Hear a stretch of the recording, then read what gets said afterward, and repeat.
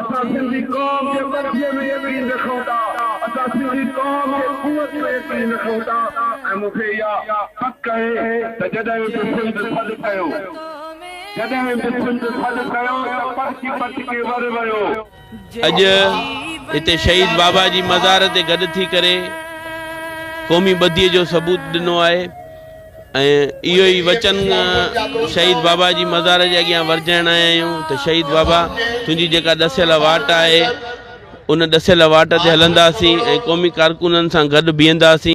सिंध जे अरदे पुट शहीद बशीर ख़ान कुरैशी जी 13वीं वरसी सॼी सिंध में क़ौमी कारकुन तरफ़ां मल्हाई वई जंहिं मुख्य तक़रीब रतोदेरो में जसकम चेयरमैन सनान ख़ान कुरैशी सदारत में मल्हाई वई। वरसी में हज़ारे माण्हुनि जी शिरकत जलसे के जसकम चेयरमैन सनान खान कुरैशी ख़िताब कंदे चयो त सिंधु दरिया जे पाणी लाइ शहीद जी जदोजहद हिकु मिसाली जदोजहद रही आहे।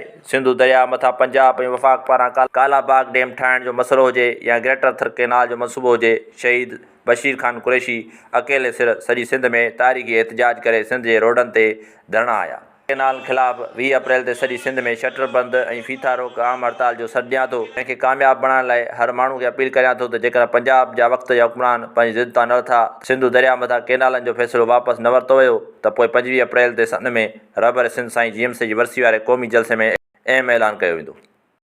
सिंधु दरिया ते ठहंदड़ छह केनालनि ख़िलाफ़ 20 अप्रैल ते सॼी सिंध में शटर बंद ऐं फीथा रोक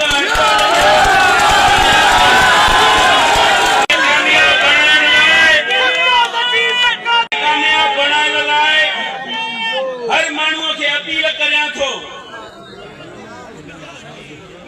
त जॾहिं पंजाब ऐं वक़्त जा हुकुमरान ज़िद ते हुजनि, असांजे वसीलनि ते धाड़ो लॻे, असांजे पाणीअ ते धाड़ो लॻे त उन्हनि खे इहो जवाबु ॾियूं त हीअ धरतीअ जा मालिक ऐं वारिस असां सिंधी आहियूं, ॿियो केरु बि कोन्हे। इन सिंधु दरिया असांजी ज़िंदगी ऐं मौत जो जियापो आहे जंहिंते असां को बि केनाल को बि डैम क़बूल न कंदासीं। रेबर सिंध साईं GM सैयद जे वरसीअ वारे क़ौमी जलसे में अहम ऐलान कंदसि, छाकाणि त सिंधु दरिया मथां आलमी कानून मूजिब मज़हबी ऐं इंसानी हक़नि जे कानून मूजिब पहिरियों हक़ सिंध जो आहे। तंहिं करे मथां को बि डैम को बि केनाल क़बूल न आहे। सिंधु दरिया असांजी जियापो आहे। अगरि इन जे मथां केनाल ठहिया त रत जूं नदियूं वहंदियूं। मज़ार जे आॾो इहो वचन था कयूं हथ मथे खणी करे।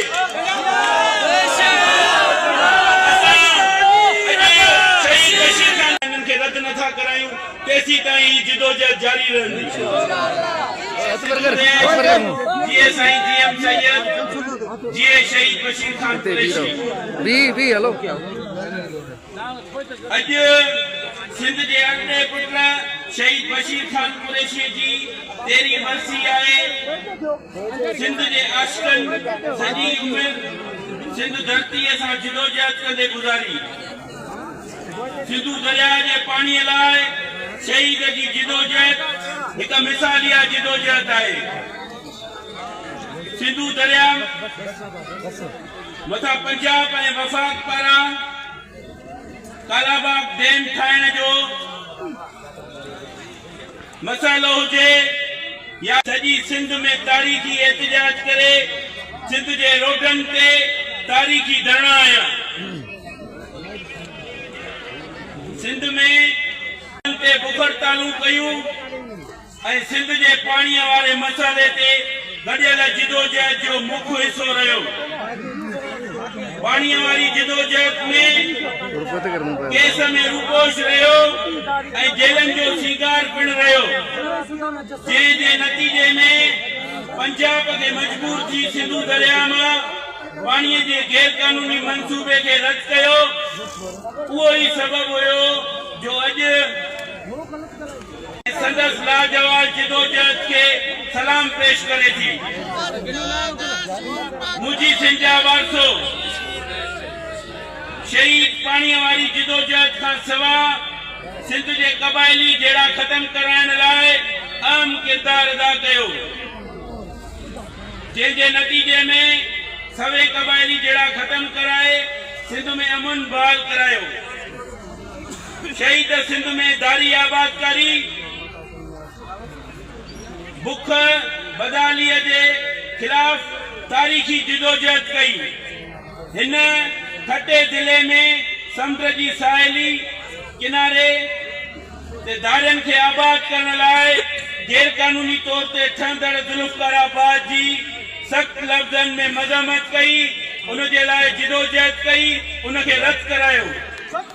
ज़रई ज़मीन खाता बहाल कराया ऐं गैर कानूनी ज़ुल्फ़कार आबाद रथा खे रोकण में कामयाब वियो। मुंहिंजा वारसो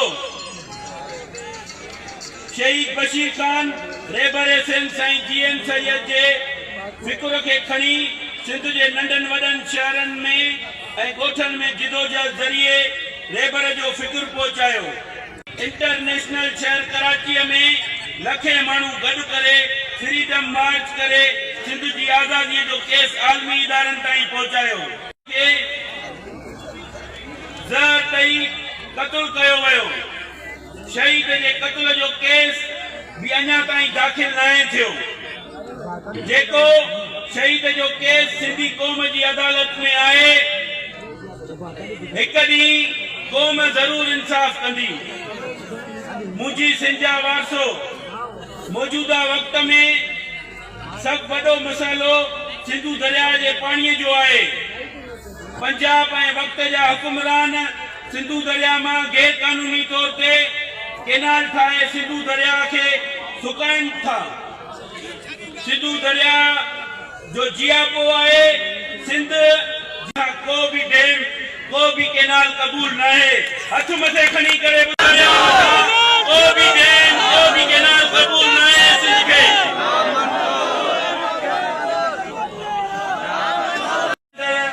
केनालनि खिलाफ समूरी सियासी जिदोजहद जी हिमायत करियां थो ऐं सिंधू दरिया ते ठहंदड़ 6 केनालनि खिलाफ 20 अप्रैल ते सॼी सिंध में शटर बंद ऐं सीसा रोका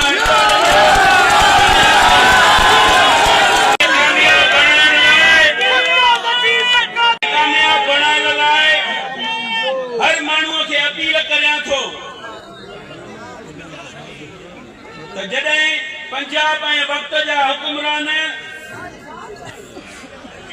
ज़िद ते हुजनि, असांजे वसीलनि ते धाड़ो लॻे, असांजे पाणीअ ते धाड़ो लॻे, त उन्हनि खे इहो जवाबु ॾियूं त हीअ धरतीअ जा मालिक ऐं वारिस असां सिंधी आहियूं। ॿियो केर बि कोन्हे। इन सिंधू दरिया असांजी ज़िंदगी ऐं मौत जो जियापो आहे, जंहिंते असां को बि केनाल को बि डैम क़बूल न कंदासीं। रेबर सिंध साईं जीएम सैयद जे वर्सीअ वारे क़ौमी जलसे में अहम ऐलान कंदसि, छाकाणि त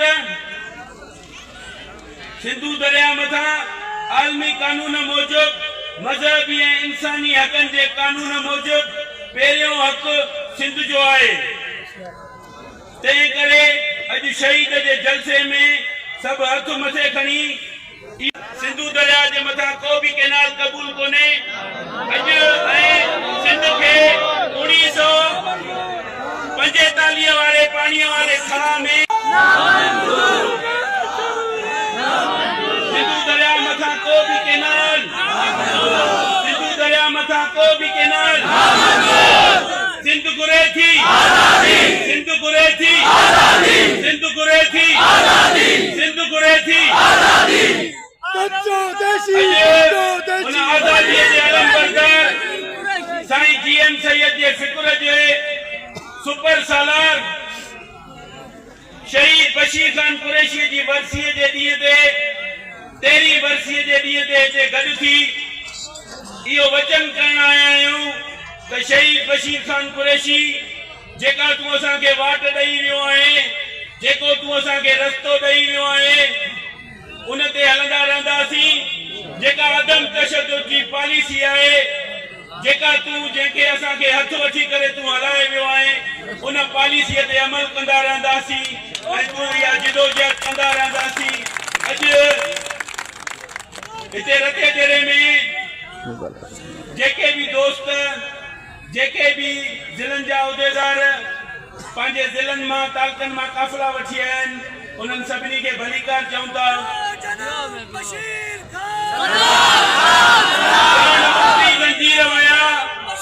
कोई ज़िंदाननि जो छा थींदो जिन मज़लूमनि ते वार कया इन शैताननि जो छा थींदो इन शैताननि जो छा थींदो। सिंध तव्हांखे यादि करे थी अचो अचो केनालनि खिलाफ़ सभु हिकु आवाज़ थी करे पूरी दुनिया खे ॿुधायूं त हीअ सिंधू दरिया असांजो हज़ारे सालनि खां विरसो आहे। मुंहं जे दड़ो असांजो 5000 सालनि खां वठी असांजी तहज़ीब आहे तमदुन आहे। सिंधू दरिया जे मथां को बि डैम को बि केनाल क़बूल न आहे। सिंधू दरिया असांजी जियापो आहे। अगर इन जे मथां केनाल ठहिया त रत जूं नदियूं वहंदियूं। मज़ार जे आॾो इहो वचन था कयूं हथ मथे खणी करे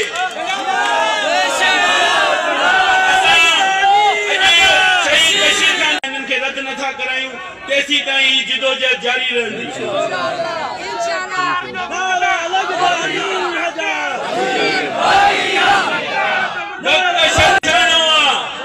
साम्राज्य जो निज़ाम हिकिड़े ॾींहुं टिरणो आहे। हक़ आहे सचा पंहिंजो ख़्वाब ज़िंदाबाद इनक़िलाब ज़िंदाबाद। सोगवार आहे छो त अॼु जे ॾींहं ते 7 अप्रैल क़यामत जो ॾींहुं हो कारी राति हुई जंहिं ॾींहं ते सिंध जे सभिनी माण्हुनि खे इहा ख़बर जॾहिं पई त बशीर खान असांजे विच में हींअर नाहे असां खां जिस्मानी विछड़ी वियो आहे त मां सम्झां थो त कहिड़ी बि पार्टी सां तालुक़ु रखंदड़ हुजे कहिड़े बि मज़हब या फ़िरके जो माण्हू हुजे उनजी दिलि धड़की वई हूंदी ऐं उन्हनि जे अखियुनि में रत जा जेके ॻोढ़ा हुआ। अॼु उहा 7 अप्रैल जो ॾींहुं आहे। अॼु 7 अप्रैल ते मां सम्झां थो त सोशल मीडिया ते लखे माण्हुनि पंहिंजे हिन अॻुवाण पंहिंजे क़ाइद खे भेटापेश ॾिनी कई आहे ऐं अॼु हिते जेको 7 अप्रैल ते सुरान खान जे अॻुवाणी में ही जलसो थिए पियो उनखे भेटापेश थिए पई। उन में सिंध जा उहे सपूत उहे आशिक़ जेके सिंध खे पंहिंजी माउ सम्झनि था ऐं बशीर खान कुरैशी जी जेका जिदोजहद आहे उनखे पंहिंजो मक़सदु सम्झनि था उहे अॼु गॾु थिया आहिनि ऐं पंहिंजे उन क़ाइद जे मज़ार ते इहो वचन करण आया आहिनि त तुंहिंजी जेका ॾसियल या छॾियल वाट आहे उनखे अमली जामो पाराईंदासीं ऐं तुंहिंजा जेके कातिल आहिनि अॼु असीं सम्झूं था त शहीद बशीर खान जा कातिल शर्मदा हूंदा ऐं छो त हुननि बशीर खान कुरैशी खे त जिस्मानी सिंध खां जुदा कयो पर उनजी जेका मोहबत आहे उहा सिंध जे माण्हुनि मां कढी न सघिया आहिनि। तंहिंजे करे अॼु शहीद खे लखे न पर किरोड़े सिंध जा माण्हू सलाम पेश कनि था। बशीर खान कुरैशी जी अॼु 13वीं वर्सीअ ते अॼु GSM क़ौमी महाज़ उनजी क़यादत उन चेयरमैन सनान खान कुरैशी ऐं सॼी सिंध खां आयल हिते वर्कर उनजा दोस्त उनजा आशिक़ हिते इकट्ठे थिया आहिनि ऐं हीअ सभु माण्हू सभु नौजवान उहे आहिनि जेके न कंहिंखे का बस मिली आहे न कंहिंखे किरायो मिलियो आहे न कंहिंखे मानी मिली आहे। हीअ रज़ाकाराना तौर ते ही वर्कर आहिनि कारकुन आहिनि जेके सिंध ऐं साईं GM सैद ऐं शहीद बशीर खान कुरैशी जा आशिक़ आहिनि। हिननि सम्झो आहे त असांजो जेको हल आहे असांजो जेको मुस्तक़बिल आहे उहो साईं GM सैद जे नज़रिए में आहे ऐं शहीद बशीर खान कुरैशीअ जे कयल जदोजहद में आहे ऐं उनजी जदोजहद जेतिरी बि हुई पाणीअ जे लाइ उहा सिंध जे अंदरि निमाया जदोजहद आहे। उहे मार्शल आउन जो दौरु हुजे जमहूरियत खे चवण जो दौरु हुजे उन्हनि सभिनी दौरनि में बशीर खान कुरैशी जेलनि जे अंदरि रहियो ऐं जेलनि खां जॾहिं बि ॿाहिरि आयो त हुन साॻी जदोजहद कई साॻनि ई नारनि सां साॻे मौक़फ़ सां आयो। अॼु बि असां उन साॻे इरादे सां आया आहियूं त सिंधू दरिया ते ठहंदड़ केनाल GSM क़ौमी महाज़ मुकमली तौर ते उनखे रद्द थी करे असां मुख़्तलिफ़ सिंध जे माना रोडनि ऐं रस्तनि ते धरना हणी चुका आहियूं उन्हनि धरणनि जे लाइ डेरा मोड़ ताईं। अॼु बि असांजे पार्टी जो चेयरमैन जेको आहे सो ऐलान कंदो जदोजहद जो ऐं उन जी तारीख़ बि अनाउंस कंदो। उहा तव्हां दोस्तनि जे आॾो ई कंदो। उहा पाणी जे लाइ हूंदी ऐं केनालनि जे लाइ हूंदी ऐं असांजी जदोजहद उन वक़्त ताईं जारी हूंदी जेसि ताईं मुकमली तौर ते ही केनाल रद्द नथा थियनि। उन आशिक़ जो जेको आहे शहादत जो ॾींहुं आहे, जेको शहीद बशीर ख़ान जेको सॼी साईं जी एम्स नज़रे खणी सिंध जे ॻोठनि में वाण में वस्ती में ऐं जुनस्तियुनि में वियो। अॼु जेका आहिनि सिंधु दरिया जे मथां जेके 6 नवां केनाल कढिया था वञनि, जेका सॼी सिंधी क़ौम रोडनि रस्तनि ते आहे, उहा शहीद बशीर ख़ान जी जदोजहद आहे। छो त शहीद बशीर ख़ान कुरैशी हर ॿाराड़ी जे नंढे वॾे पोड़े खे शागिर्दनि खे वठी रोडनि ते आंदो त सिंध असांजी आहे, दरिया असांजा आहिनि, पाणी असांजो आहे, उन ते कॾहिं बि दाड़ो न हणणु ॾींदासीं। अॼु जेका बि जदोजहद हले थी उहा शहीद बशीर ख़ान जी जेको आहे जदोजहद जो ई जेको आहे सरमायो आहे। अॼु सिंध जे अज़ीम पुट शहीद सिंध शहीद बशीर ख़ान कुरैशी जो 13वीं वरसी ते असां सभु गॾु थिया आहियूं रते डेरे में। शहीद बशीर ख़ान कुरैशी हिकु अज़ीम शख़्सियत हो जो हू चवंदा आहिनि तूं पारस आऊं लो सञी त सोन थिया। त उन हिसाब सां हुन जेका जदोजहद बि हुई, तव्हांखे यादि हूंदो त कालाबाग डैम जी जेका जदोजहद हुई उन में जेके कमू शहीद ते जेके धरणो लॻो, उन खां पोइ उहो जेको मनसूबो मुलतवी थी वियो। ऐं तव्हांखे यादि हूंदो त 13 लख एकड़ 13 लख एकड़नि ते जेको ज़ुल्फ़कार आबाद जो शहर तामीर थियो पिए, उन लाइ बि शहीद बशीर ख़ान जदोजहद करे बदीन खां ठठे ताईं, ठठे खां कराची ताईं पैदल मार्च करे उन खे बि। बाक़ी जेको केनालनि वारो मसइलो आहे उहो पार्टी चेयरमैन सुरान ख़ान उन जदोजहद में आहे ऐं असांजी जदोजहद जारी आहे। इहो बि इन ई कालाबाग डैम वांगुरु असां पंहिंजी जदोजहद सां उनखे उते दफ़न कंदासीं।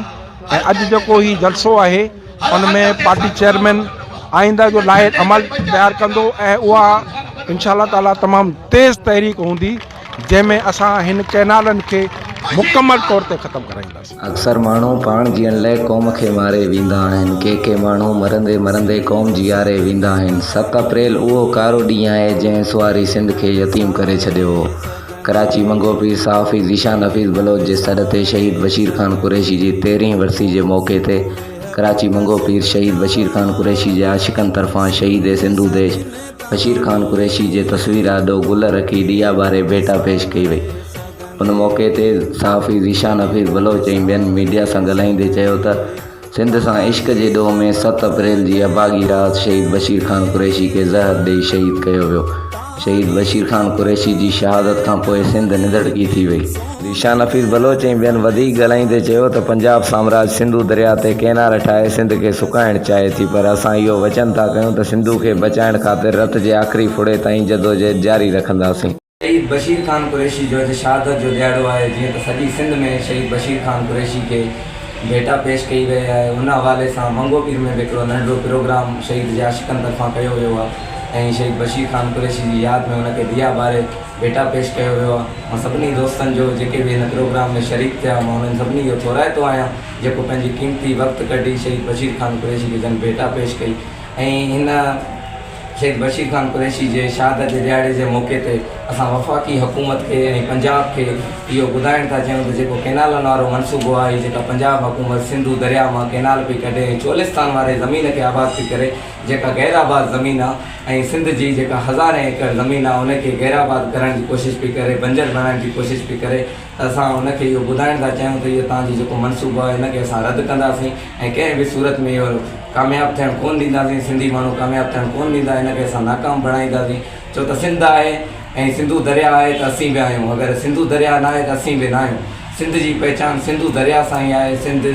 सिंध जी बका जो मसइलो आहे हिन महिल ऐं सिंधी माण्हू हिन महिल सरापा एहतजाज आहिनि, वकील आहिनि, जेके वकील दोस्त आहिनि या कॉमप्रस पार्टियुनि जा अॻुवान आहिनि जेको आहे सिंधु दरिया खे बचाइण लाइ रोडनि ते निकितल आहिनि। मां उन्हनि खे बि सलाम पेश थो कयां।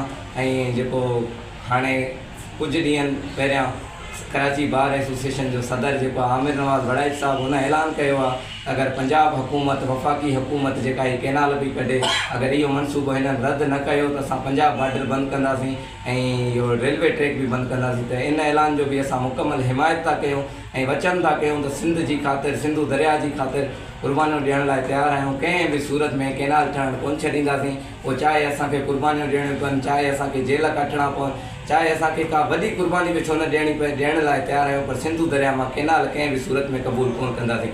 कारपोरेट फार्मिंग जे नाले ते जेके लखे एकड़ ज़मीन कब्ज़ो पिया कनि उनखे बि असां रद्द था कयूं ऐं वफ़ाक़ी हुकूमत खां इहो मुतालबो था कयूं। ऐं जेको दौरे हुकूमत जो वज़ीर आज़म आहे शहबाज़ शरीफ़ साहिब, मुतालबो था कयूं उनखां हीउ मनसूबो पंहिंजो वापसि वठे, रद्द करे ऐं केनाल नालो मनसूबो हिनखे वापसि वठे ऐं कारपोरेट फार्मिंग ते जेका सिंधी माण्हुनि जी लखें एकड़ ज़मीननि ते कब्ज़ो करे उन्हनि खे जेको आहे तबाह कयो पियो वञे, उन्हनि खे उन्हनि जी मैशियत खे तबाह कयो पियो वञे, इहा बि उनखे वापसि वठणी पवंदी। छो त हीउ सिंध जी हारियुनि जो मसइलो न आहे, सिंध जे आम माण्हू जो मसइलो न आहे। सिंधु दरिया सॼी सिंध वासियुनि जो मसइलो आहे ऐं सॼी सिंध वासियुनि खे हिन लाइ जदोजहद तेज़ करणु घुरिजे। जेके सिंधु दरिया मां केनाल निकिरनि था उन ख़िलाफ़ु ऐं कारपोरेट फार्मिंग ख़िलाफ़ु। छो त सिंध जी पहचान ऐं सिंध जी सुञाणप, सिंध जो शनाख़्त सिंधु दरिया सां